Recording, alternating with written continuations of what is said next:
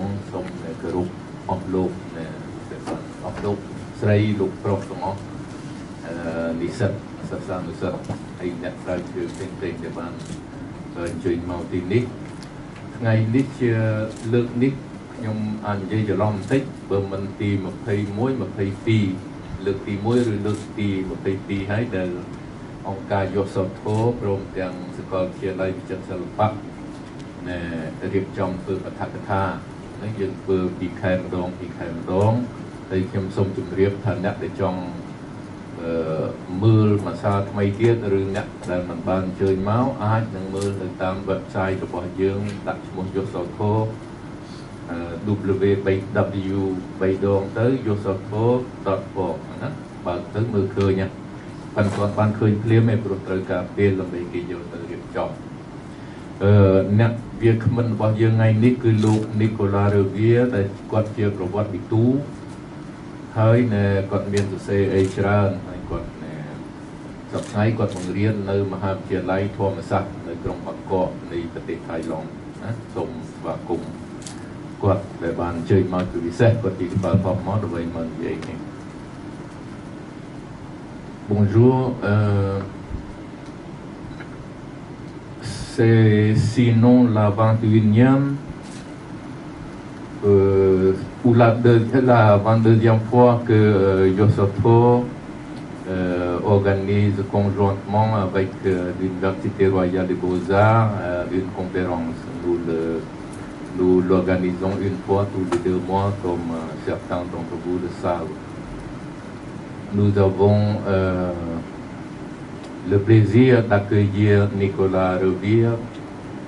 qui vient spécialement de Bangkok pour cet entretien. Vous voyez le titre sur l'écran. Nicolas Revier est un historien et il enseigne à l'université de Thammasat à Bangkok. Some word in English. We have the pleasure to welcome Nicolas Revier, who is a historian and who teaches at the University of Bangkok. This is our 21st or 22nd lecture. We, Yosotho, organize along with the Royal University of Fine Arts. We organize such a lecture once every 2 months. Thank you very much.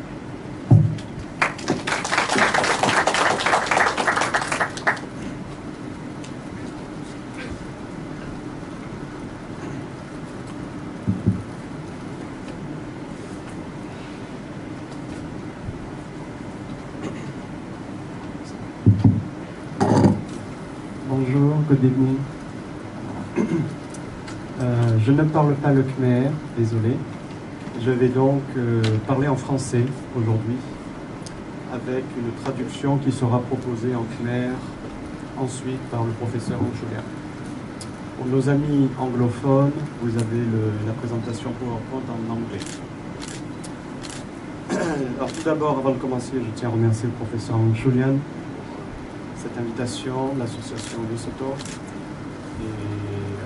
C'est toujours un plaisir de revenir ici à l'Université royale des Beaux-Arts pour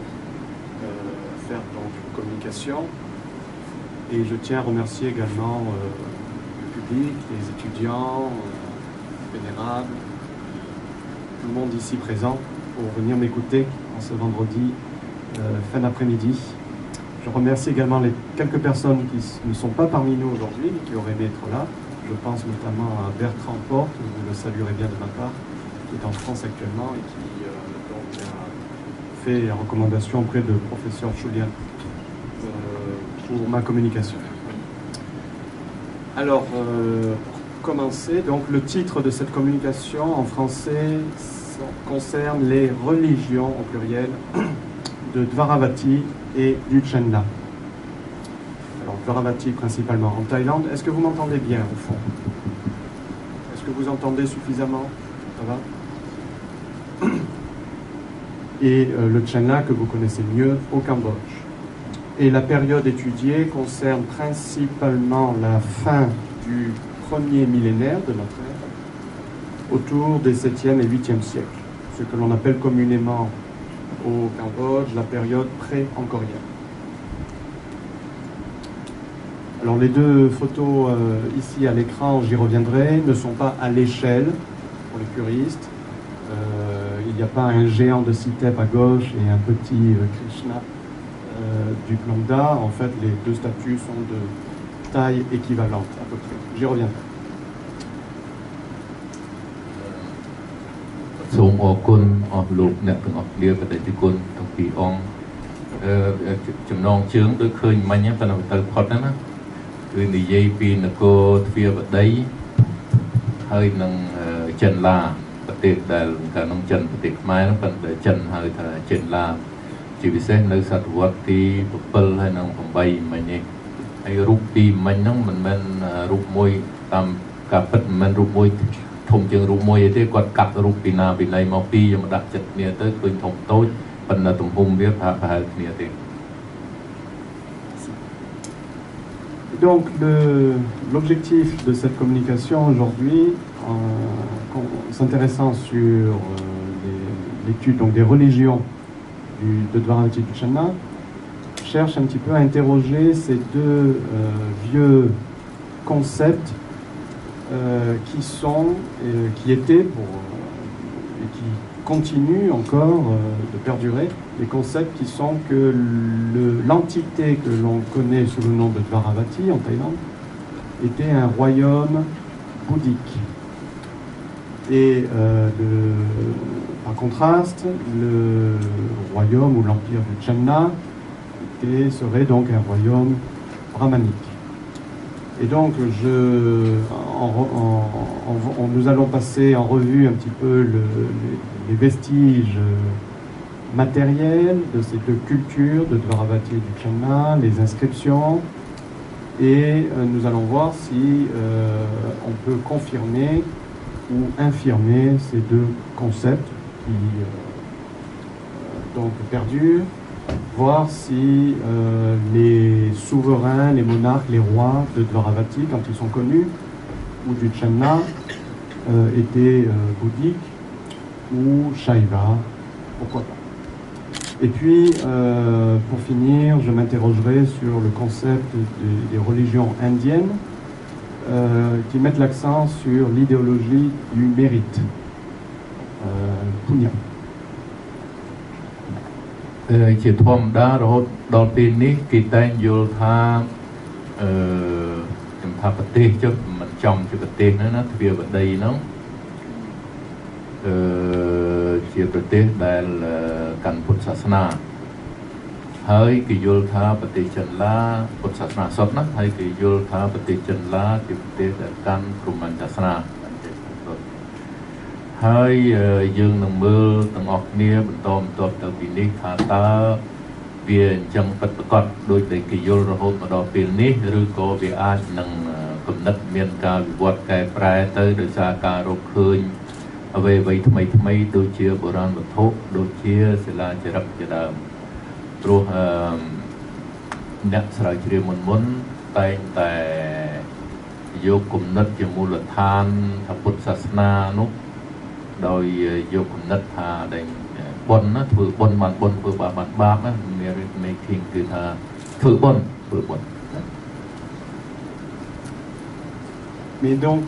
avant de passer en revue les vestiges matériels et épigraphiques qui concernent les religions de Dvaravati du Channa, un petit rappel quand même, définition de quoi nous parlons. Le Channa, ici je cite le regretté professeur Vickery, qui écrivait que le Channa était principalement le territoire qui recouvre peu ou prou le territoire actuel du Cambodge. Du 7e, 8e siècle. បើយើងយោងតាមដែលនៃលោកសាស្ត្រាចារ្យ Michael Vickery ដែលយើងភាគច្រើននៅទីនេះស្គាល់ហើយជាអ្នកប្រវត្តិសាស្ត្រធំដែលគាត់នឹងទុកនឹងចែកថាទៅនេះគឺថាដែលចិនហៅថាចិនឡានោះគាត់យល់ថាទំហំវិសាលភាពទឹកដីចិនឡានោះវាប្រហាក់ប្រហែលនឹងទឹកដីទីកម្ពុជាសម័យបច្ចុប្បន្ននេះណាគេហៅថាចិនឡានៅសតវត្សទី7និងទី8 នេះគឺលោក Michael Vickery Et bien entendu, vous savez que le nom du Chenla est un nom chinois, il est connu dans les sources chinoises, vous avez les idéogrammes ici, et nous ne savons pas très bien à quoi ce nom correspond.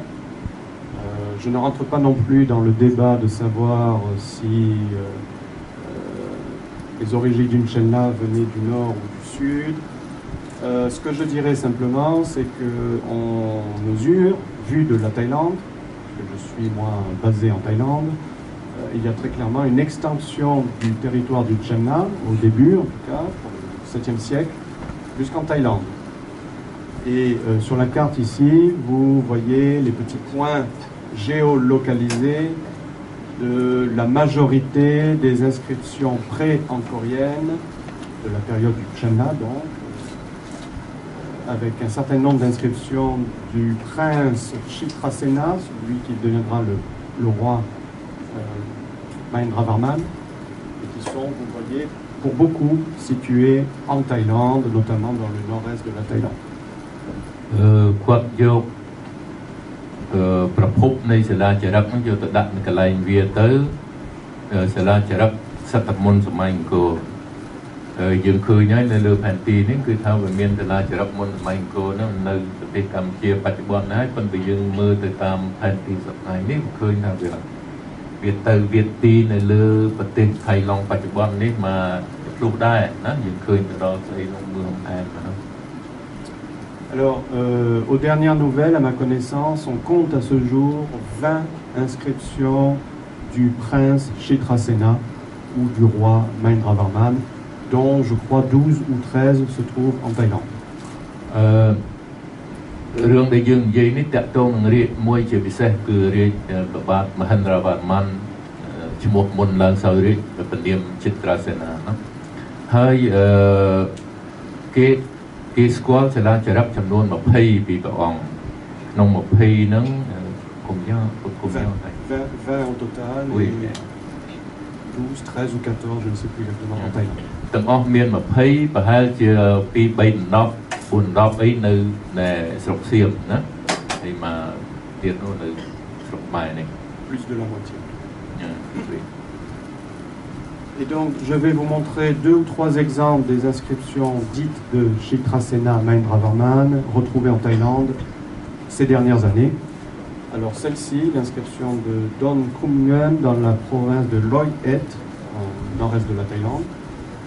Et voici le lieu, le site archéologique sur place, et où on trouve la trace d'un Shiva Lingam encore en place. Et l'inscription en fait de Chitrasena Mahendravarman est inscrite sur la yoni, le piédestal pour le Shiva Lingam, indiqué par la flèche ici. ដែលយើងឃើញនៅរូបនេះគឺនៅខេត្តរយអិតនៅប្រទេសថៃឡង់យើងឃើញមិញហ្នឹងនៅស្ថានីយ៍ហ្នឹងវាបាក់បែកទេប៉ុន្តែយើងឃើញមានលឹងព្រះឥសូរមួយហើយនៅធម្មតាលឹងឥសូរគេដាក់នៅលើយូនីហ្នឹងហើយសិលាចារឹកនៃព្រះបាទចិត្រាសេនាហ្នឹងគេទៅសេនៅលើគែមនៅយូនីហ្នឹង C'est l'inscription K1280, voici l'estampage avec le nom de Chitrasena Nama Mahendravarmana. Un deuxième.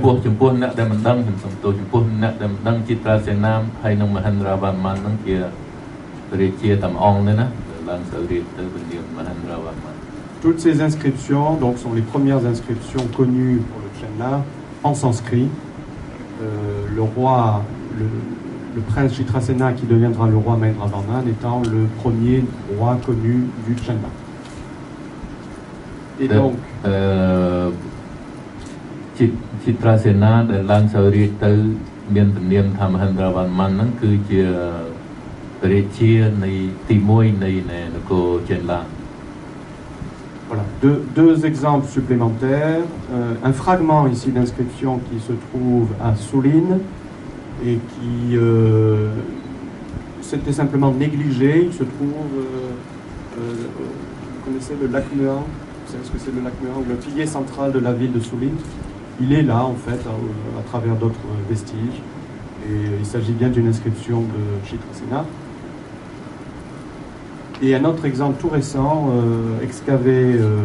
il y a à peu près 2 ans, dans la province de Buriram, encore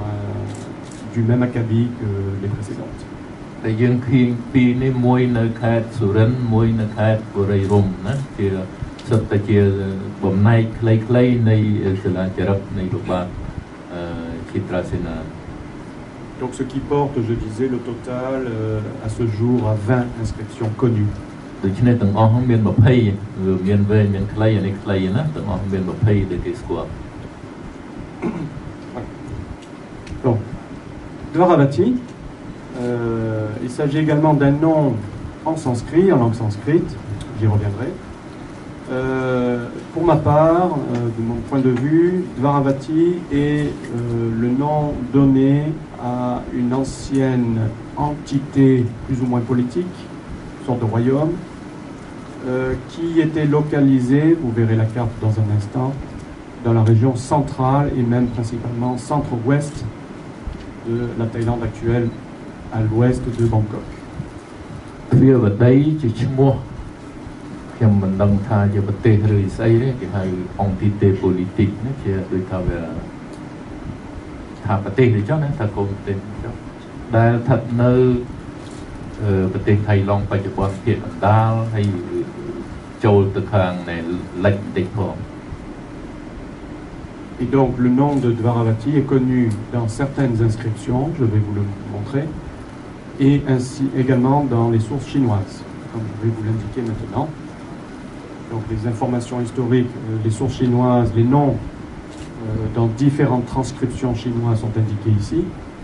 Tolopoti, etc. Donc ce sont des transcriptions phonétiques, plus ou moins, qui viennent d'un nom sanskrit.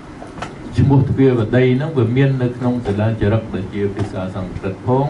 វាមាននៅក្នុងឯកសារចិន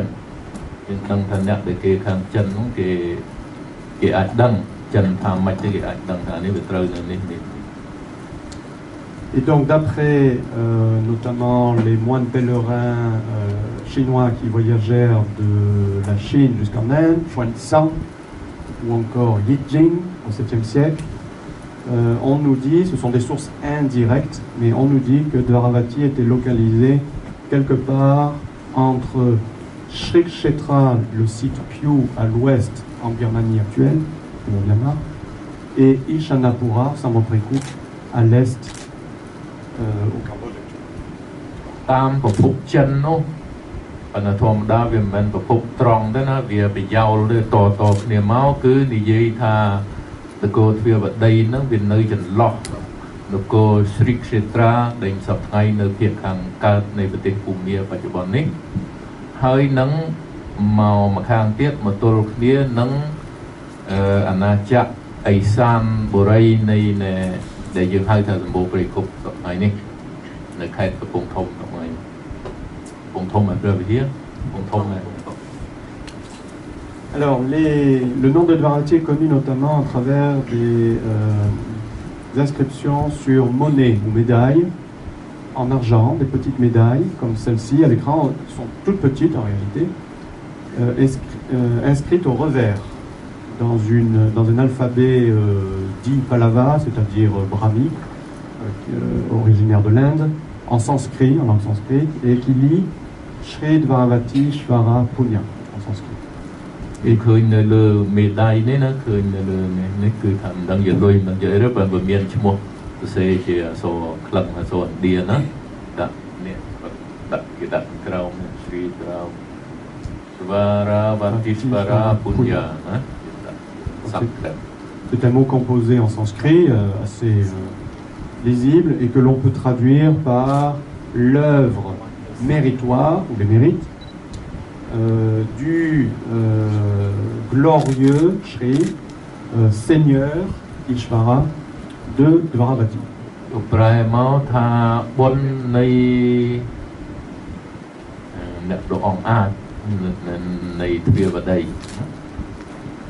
Ce que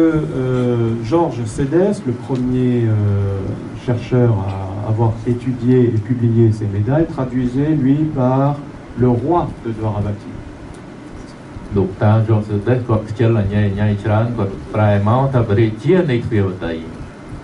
Et donc, j'aimerais ici peut-être reconsidérer un petit peu la traduction de Mercedes. Pour moi, Ishvara ici, ça peut être un roi, bien sûr, mais il s'agit avant tout, du moins d'un point de vue symbolique, du seigneur de Dvaravati, et je vais vous expliquer pourquoi. គាត់ថាគាត់ណា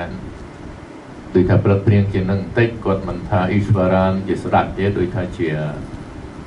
មេទីនោះណាថាមេនោះ Vous allez comprendre pourquoi. Alors, sur la carte ici, vous avez les points jaunes qui vous montrent les sites où on a retrouvé des